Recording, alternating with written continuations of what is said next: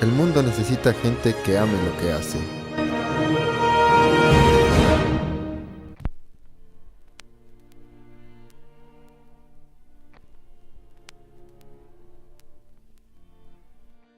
El serialismo es un método de composición musical que, como su nombre indica, utiliza series, es decir, grupos de notas sin repeticiones que siguen un orden. El serialismo difiere del dodecafonismo en el número de elementos de cualquier dimensión musical que pueden ser ordenados, como la duración, la altura, las dinámicas o el timbre. El término serie no debe ser confundido con la definición matemática, que sin embargo viene a usarse cuando las escalas a utilizarse se proyectan en una secuencia numérica, como la serie aritmética, la serie armónica, incluyendo su manifestación acústica, como la serie de armónicos naturales, y su inversión conocida como serie de subarmónicos. Bien, el serialismo es una técnica de composición que asoma en el siglo XX, más o menos por la década del 30, 40. De inicio empezó con lo que se denomina la técnica dodecafónica creada por Arnold Schoenberg, quien decide en algún momento crear un nuevo lenguaje a partir de una disposición de las notas musicales, en este caso de los 12 sonidos que conforman la escala diatónica y a la vez cromática. De esa forma, él genera ese sistema dodecafónico para crear música, para componer, rompiendo el paradigma y el esquema de la música clásica, el romanticismo, el postromanticismo, que empieza a buscar una nueva forma de crear música. Luego de eso, sus alumnos, Anton Weber, Alban Berg y otros seguidores de esta corriente del dodecafonismo empiezan a crear lo que se denomina serialismo, que es una serie, crear una serie de sonidos con diferentes alturas, ¿no? Y en ese momento ellos lo que hacen también es crear la posibilidad de afectar a la dinámica, al ritmo, al timbre, a través de lo que sería el serialismo. Por decir, matemáticamente conciben ideas en donde puedan en ciertas frases trabajar la parte de la rítmica, ¿no es cierto?, a diferentes fórmulas rítmicas. El caso de la altura, por decir, ciertas notas están en una octava, a 2 octavas, a octava grave, octava aguda, octava media, o en el caso del timbre, por ejemplo, serialmente, de una manera aleatoria, parte de una melodía escrita en serie o en sonidos dispuestos anteriormente con preconcebidos para poder crear la música. Por decir, tienen un formato distinto de instrumentos. Por decir, una flauta, la flauta toca la primera nota, la segunda nota toca el clarinete, la tercera nota toca el violín, la cuarta toca el contrabajo, cosas así. Entonces ellos crean a través de la serie esa posibilidad de tener un nuevo recurso y herramienta compositiva para crear música.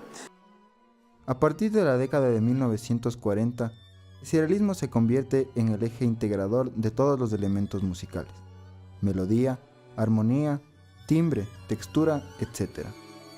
Es lo que se ha denominado serialismo integral. Los ritmos cambiantes producían un efecto de impulso, no de secuencias cerradas. El serialismo puede caracterizarse según la cantidad de parámetros musicales a los que el compositor aplique el principio serial. El serialismo básico es el dodecafonismo, que comprende solo el parámetro de la altura de las 12 notas de la escala cromática. Los desarrollos posteriores, sobre todo a partir de la Segunda Guerra Mundial, buscaron el camino hacia un serialismo integral, en donde el principio serial rigiera los demás parámetros musicales aparte de la altura.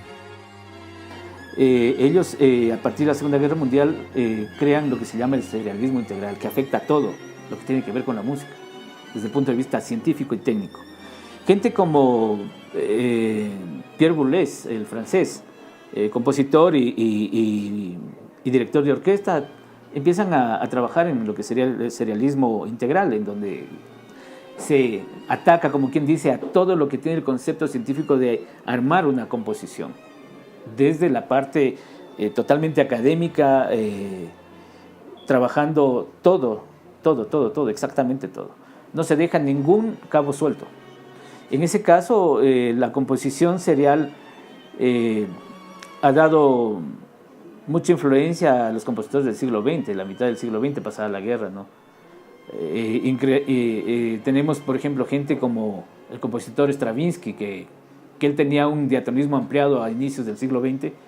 Al final de su vida como compositor, trabajó con el serialismo, con el dodecafonismo.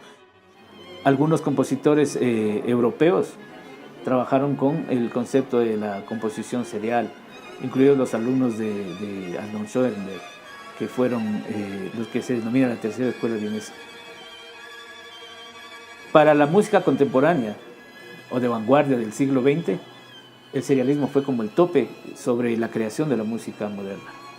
Y ha tenido mucha influencia en muchos compositores, gente que ha estudiado en Europa, los europeos en sí, que han dedicado su composición a través de este lenguaje, trabajando en sí sus propuestas estéticas desde el recurso del lenguaje serial. Los aportes básicos del serialismo de la música del siglo XX es justamente la búsqueda de salir un poco de las reglas fundamentales que venían ya de escuelas anteriores del romanticismo y del clasicismo, que dan justamente una idea superior hacia el entendimiento en general de la composición y que básicamente se pueden sustentar o se sustentan en quitar de alguna manera la idea fundamental de la necesidad de ejercer esta necesidad de ir hacia alguna nota en específico.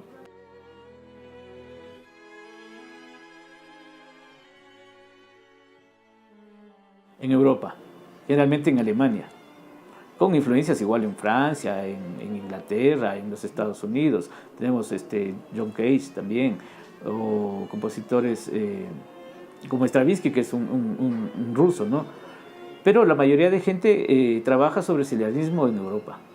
Y claro, latinoamericanos que fueron a estudiar composición en Europa también tienen influencia del serialismo.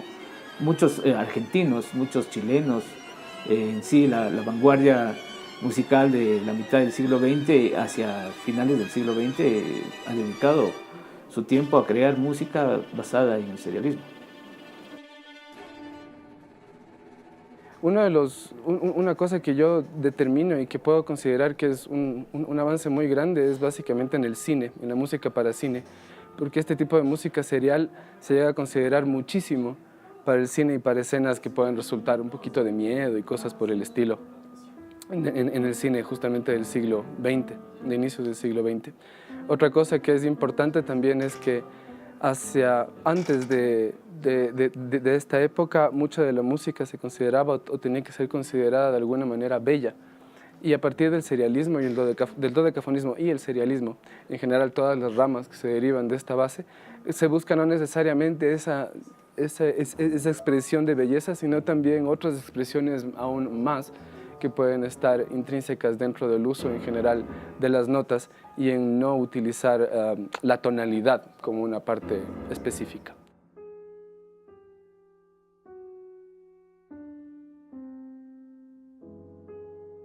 Desventaja, por ejemplo, el serialismo no lo utilizas en la música popular, no lo utilizas en la música contemporánea moderna, porque es un tipo de composición o un tipo de lenguaje compositivo o herramientas para componer que sirven únicamente para la música académica. Y una desventaja para un músico popular, tal vez una desventaja es que no conozca. Yo considero que ahí uno tiene que hacerse una contrapregunta en eso y es ¿qué es lo que quieres hacer?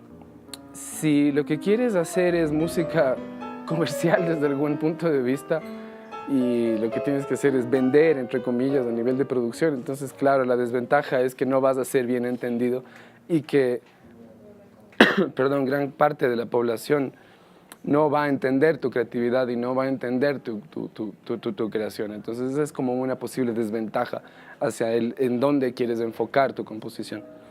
Si es que lo que quieres es hacer un poco de música para cine, como ya lo dije antes, o cosas por el estilo, un poquito más expresivas, o que necesitas expresar un poco más de una imagen, Y dependiendo de lo que sea esta imagen, pues justamente puedes utilizar este tipo de metodologías de composición para dar esas ideas claras, específicas, de que no necesariamente lo bello, lo considerado bello, entre comillas, es lo que está bien, sino muchas veces uno tiene que dar ideas de miedo, de susto, de fealdad o de ese tipo de emociones. Entonces esa sería la ventaja desde alguna manera.